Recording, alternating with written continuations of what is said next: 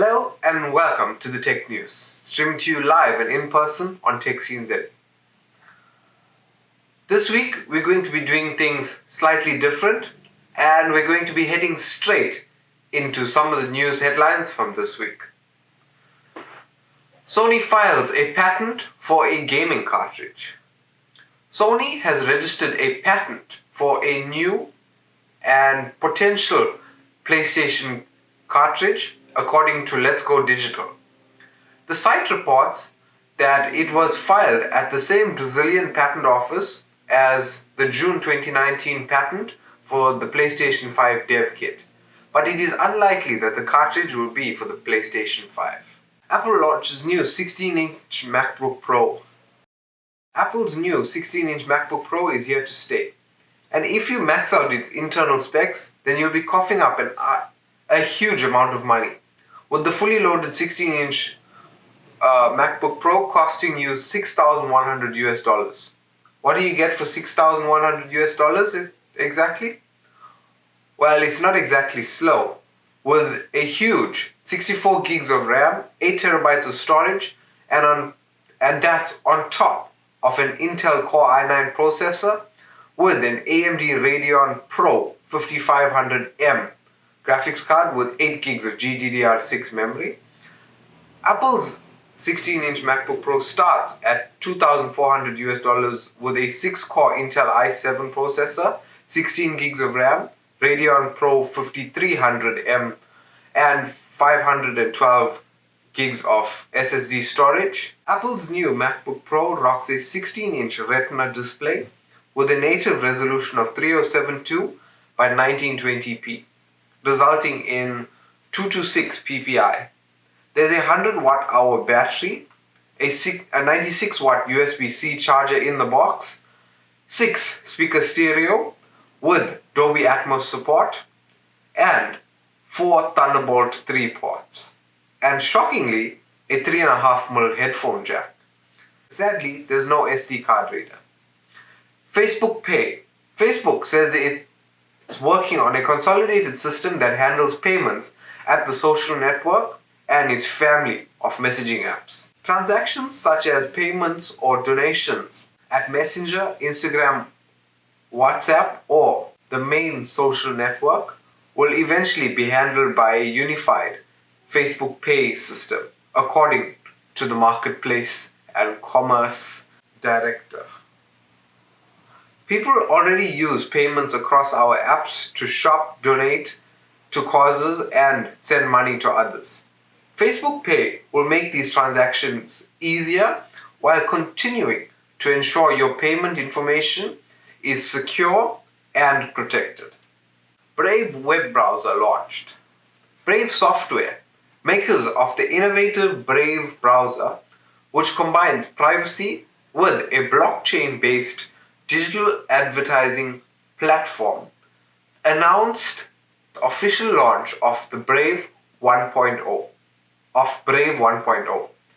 The Brave browser has officially launched and is causing a stir on the internet. The browser, who, as its name suggests, has taken a brave and bold step towards trying to reimagine users' online experience and the browser's place in it.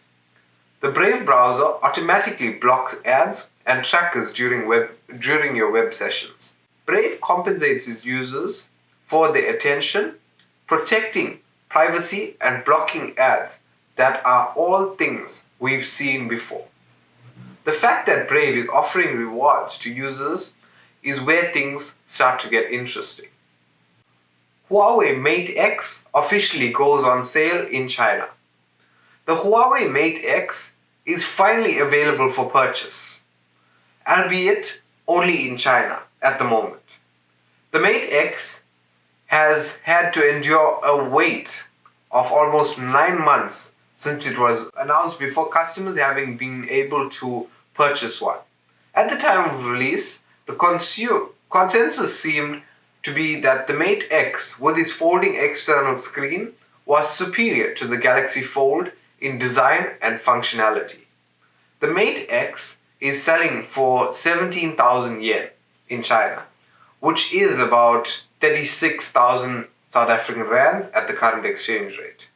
This is a bit cheaper than the Galaxy Fold, which is retailing for 44,000 Rand in South Africa. Don't get overly excited though, as the Mate X is notably priced higher than the Galaxy Fold in China.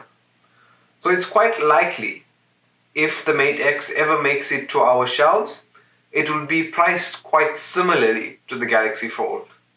However, due to Huawei's struggles to secure the use of Google apps and services, it seemed likely that the Galaxy Fold will win this first round of the fight for the foldable phone supremacy.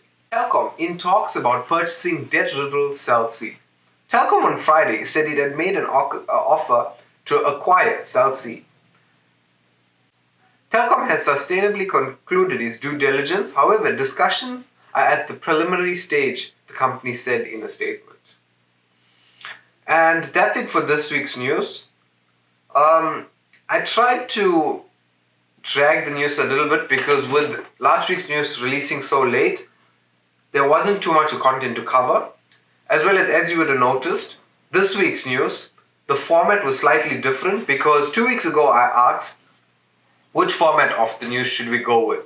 Should we go with covering last week's stories, covering some of last week's headlines and then proceeding to this week's news, or just doing this week's news? And the votes were in at exactly 50%. So we haven't decided, so that's why I decided to try both formats and let you decide. So in the comments below, let us know which format you liked better, as well as there's a poll on our Facebook page letting us know which format you liked better. On Wednesday, we'll hopefully be announcing our new upload schedule. Guys, thanks for watching. My name is Prashant, and I'll see you in the next video.